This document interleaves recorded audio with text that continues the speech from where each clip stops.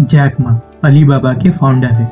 उन्होंने एक बार कहा था कि learn from other people mistakes. इसका मतलब ये है कि आपको दूसरों की गलतियों से सीखना चाहिए। इससे आपको ये पता चलता है कि सफल होने के लिए आपको क्या नहीं करना चाहिए।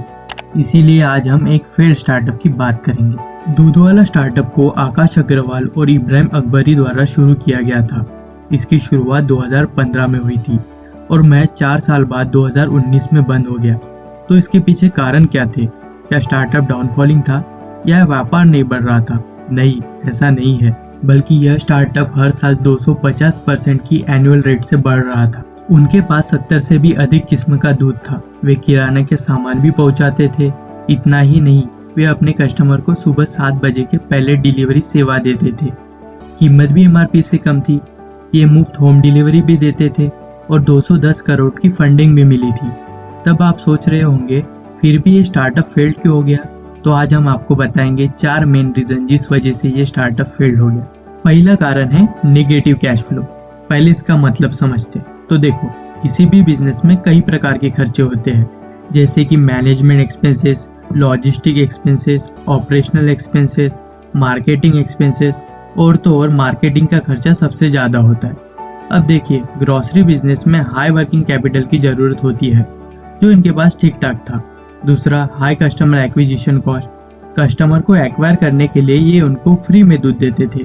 तीसरा, ग्रोसरी बिजनेस में प्रॉफिट मार्जिन भी 5 से 10% के आसपास है, जो कि बहुत कम है। ऊपर से जीरो कस्टमर लॉयल्टी, मतलब कस्टमर ऑफर का फायदा उठा के चला जाता था। तो इस वजह से उनके एक्सपेंसेस उनके रेवेन्यू से ज्यादा हो गए। दूसरा कारण, नो कम्पिटिटिव एडवांटेज। देखिए, दूधवाला के पास कोई कम्पिटिटिव एडवांटेज थी ही नहीं।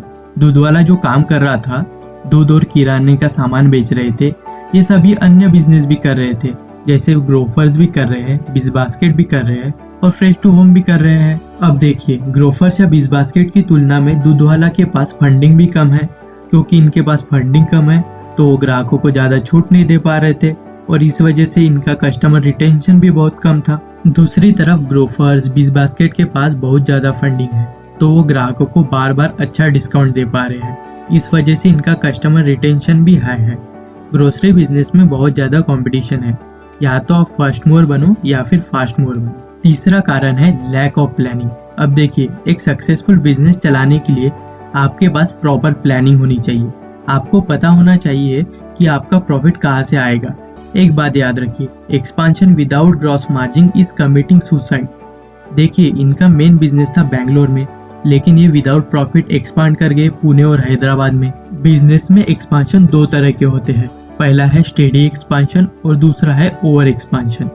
स्टेडी एक्सपांशन का मतलब है कि आप अपने रिसोर्सेस और मैनेजमेंट की कैपेसिटी के भीतर अपने बिजनेस को एक्सपांड कर रहे हैं। ओवर एक्सपांशन का मतलब है कि आप अपने बिजनेस का एक्सपांशन अपने रिसोर्सेस और मैनेजमेंट की कैपेसिटी से ज्यादा कर रहे हैं, और यही दूधवाला ने किया और नतीजा आपके सामने है। चौथा कारण है ओवर डिपेंडेंसी। ये बहुत ज्यादा डिपेंड हो गए थे अपने इन्वेस्टर्स पर। Investor is just a pinch of salt to your dish, मतलब वो आपके डिश का स्वाद बढ़ाते हैं, मतलब स्पीड बढ़ाते हैं। आप इन्वेस्टर्स पर बहुत ज्यादा डिपेंड नहीं हो सकते। आपको इन्वेस्टर को प्रॉफिट दिलाना होगा, तब और इन्वेस्टर आपके बिजनेस में इन्वेस्ट करेंगे। आप लॉस में हो तो इन्वेस्टर आपको फंडिंग क्यों देगा? फिर परिणाम स्वरूप आपका बिजनेस बंद हो जाता है। 2019 में जब दूधवाला ने अपने ऑपरेशंस बंद किए, तब ये इतनी बुरी तरह फेल्ड हुए कि इन्होंने अपने कई वेंडर्स के पैसे नहीं दिए, एडवर्टाइजिंग कंपनी के पैसे नहीं दिए, यहाँ तक कि अपने एम्प्लॉयज की सैलरी भी नहीं दे पाए। तो यह थी दूधवाला की फेल्योर की पूरी कहानी। तो आपको ये केस स्टडी कैसे लगी?